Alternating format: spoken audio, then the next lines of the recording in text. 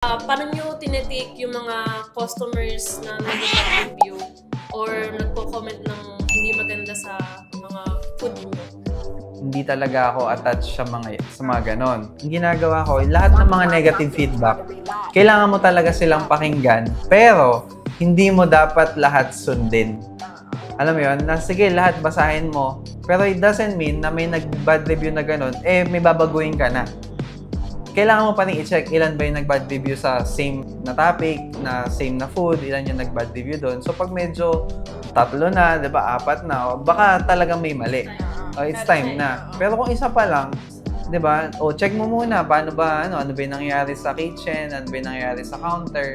Check mo muna ano yung nangyayari. Kasi tayo nagiging customer din naman tayo eh. Yun nga lang, ang difference kasi natin, may mga business tayo. That's why somehow naiintindihan natin na halimbawa pumunta tayo sa isang restaurant, hindi ka na masyadong magrereklamo. Kahit may mali sa order mo, natagalan, kasi naiintindihan mo. 'Di ba?